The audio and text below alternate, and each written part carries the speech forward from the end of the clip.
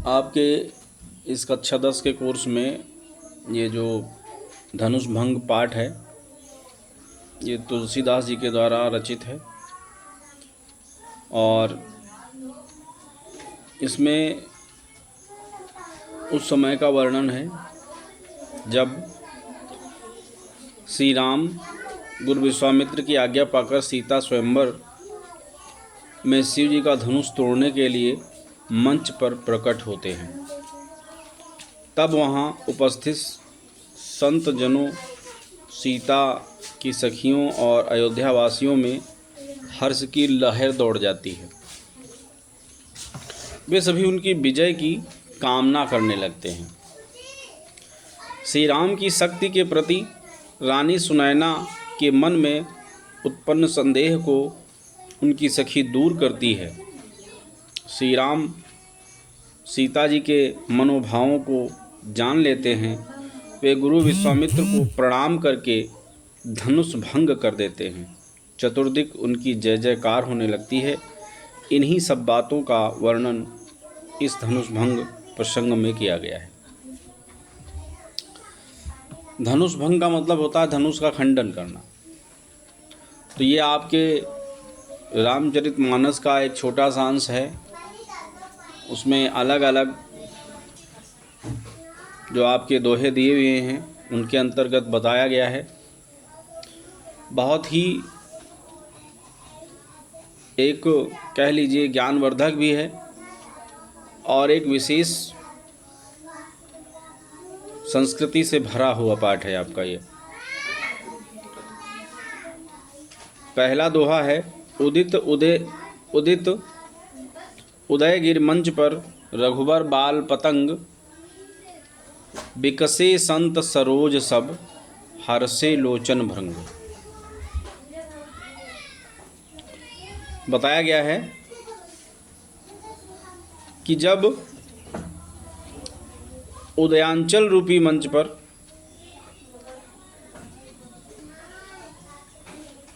राम रूपी सूर्य का या कह लीजिए राम रूपी सूर्य का उदय होता है तो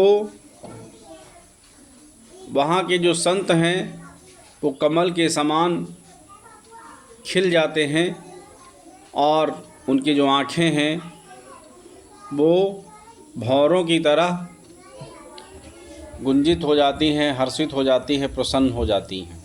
जिस प्रकार से कमल के खिलने से भंवरा प्रसन्न हो जाता है, ठीक उसी प्रकार से उदयांचल रूपी मंच पर जब राम रूपी सूर्य का उदय होता है तो वहाँ के जितने भी सज्जन और संत व्यक्ति थे वो सब प्रसन्न चित्त हो जाते हैं, शुभकामनाएं करने लगते हैं कि अब सब अच्छा ही होगा। नपन केर आशा निस नासी, नपन केर आशा निस नासी, बचन नखत अबली न प्रकाशी। बताया गया है कि राजाओं की जो आशाएं थीं वो रात्रि की तरह नष्ट होने लगी। आशाएं क्या थी कि हम धनुष का खंडन करेंगे, हम सीता जी को वरमाला पहनाएंगे और ये सब चीज़ें क्या होती हैं उनकी। अब ऐसा उनकी बातें जो हैं वो नखत अर्थात तारों की तरह धूमिल पड़ने लगती हैं। जैसे कि रात्रि जब समाप्त हो जाती है, जब सूर्योदय होता है तो सारे तारागण छिप जाते हैं, अर्थात उनका प्रकाश धूमिल पड़ जाता है। ठीक उसी प्रकार से कि राजाओं की जो आशाएं थीं वो नखत के समान ताराओं के समान अब धूमिल पड़ने लगीं, क्योंकि राम जी आ गए थे।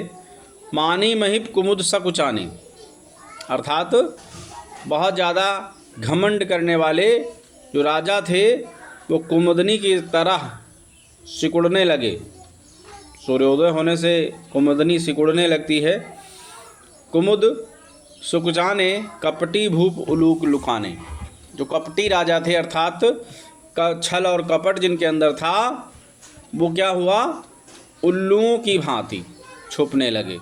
क्योंकि दिन होने से उल्लू छुप जाता है, ठीक उसी प्रकार से वो जो राजा थे कपटी, वो क्या हुए, उल्लुओं की भांति छुपने लगे, रास्ता ढूंढने लगे कहाँ से हम छुप जाएं जिसको किसी को नजर ना आए। भय विशोक कोक मुनि देवा, बरसई सुमन जनावहि सेवा।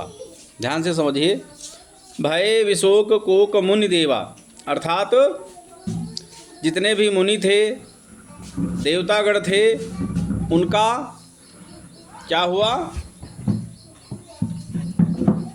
उनका जो शोक था वो क्या हुआ, कम होने लगा। उनका शोक था क्या हुआ, कम होने लगा।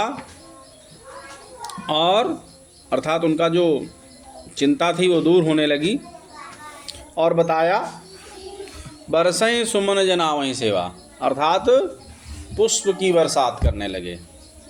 जब हम किसी का स्वागत करते हैं तो पुष्प की बरसात करते हैं, सुमन की बरसात करते हैं, तो उससे ये प्रतीत होता है कि वो सेवा भाव आदर सत्कार हम उनका कर रहे हैं।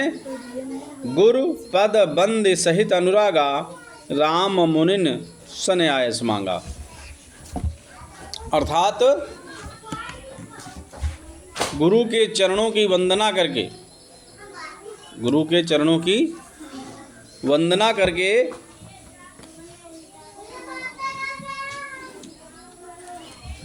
राम मुनि सन्यास मांगा। जितने भी वहाँ पे मुनि ऋषि बैठे थे उनसे आज्ञा मांगी।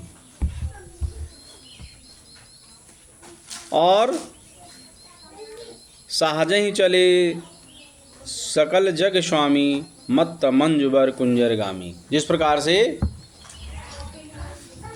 मदमस्त हाथी रण क्षेत्र में गमन करता है, ठीक उसी प्रकार से सारे संसार के स्वामी बहुत ही